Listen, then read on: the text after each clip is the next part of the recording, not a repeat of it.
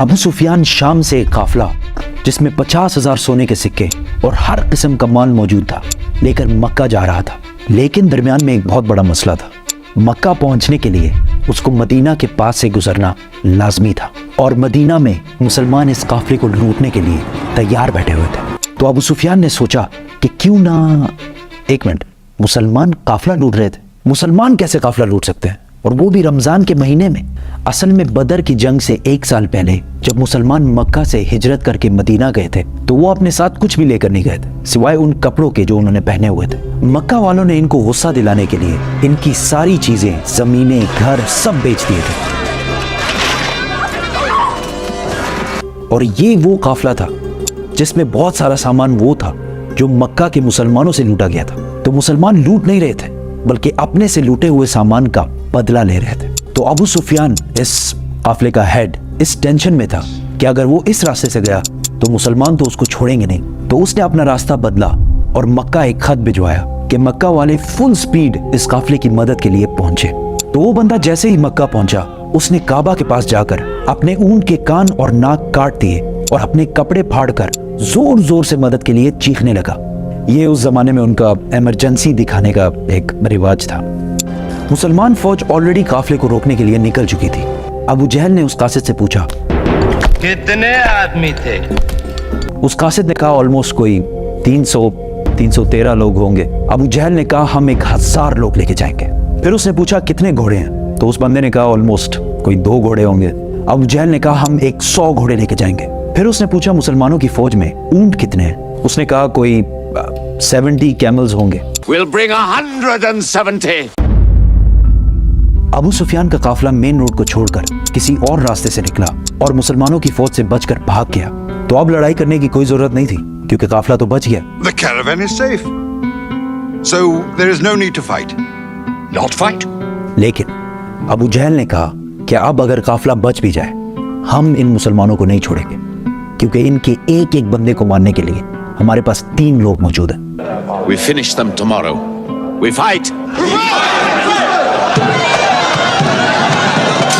محمد صلی اللہ علیہ وسلم نے اپنی فوج کو بدر کے پہلے کنویں کے پاس جا کر پڑاؤ ڈالنے کا حکم دیا۔ تو ایک صحابی نے آ کر پوچھا یا رسول اللہ، یہ جگہ آپ نے اللہ کے کہنے پہ چوز کی ہے یا مشورے سے؟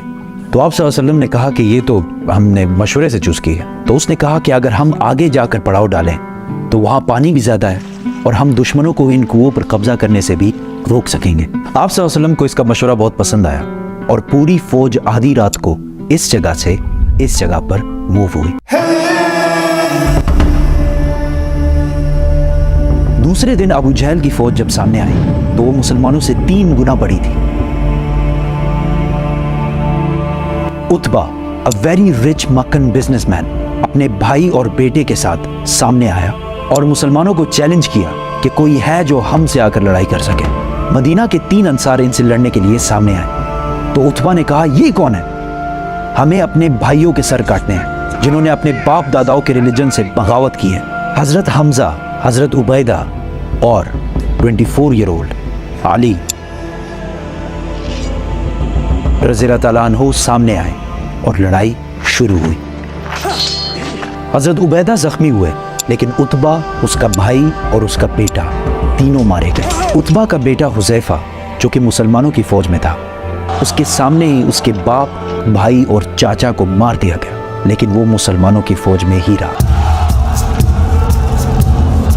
مسلمانوں کو پتا تھا کہ دشمن کے مقابلے میں ان کی فوج بہت چھوٹی ہے، تو انہوں نے ڈیفینسو اسٹریٹجی اختیار کی کہ یار ہم تو اپنی جگہ سے نہیں لیں گے، تم لوگ آ کے حملہ کرو۔ اسی کے ساتھ ابو جہل نے فل فلیج حملے کا حکم دیا کیونکہ اس کا خیال تھا کہ 2 منٹ کا کام ہے، بس ختم کر کے نکلتے ہیں یہاں سے، لیکن ایسا نہیں ہوا۔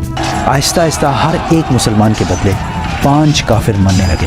کافروں کی فوج پیچھے ہٹی اور ٹینشن میں پڑ گئی کہ یار یہ ہم ان سے 3 گنا زیادہ ہیں اور ہم ان کو ان کی جگہ سے بھی نہیں لا پا رہے۔ مین وائل مسلمانوں نے اپنی صفوں کو بدلا اور فریش لوگوں کو سامنے لا کر کھڑا کر دیا۔ ابو جہل نے دوبارہ فل فلیج حملے کا حکم دیا لیکن پھر وہی ہوا اور کافر فوج پیچھے ہٹنے لگی، لیکن اس بار مسلمانوں نے ان پر حملہ کر دیا اور کافروں کی فوج بدر کو چھوڑ کر ہر طرف بھاگنے لگی۔ ابو جہل مارا گیا۔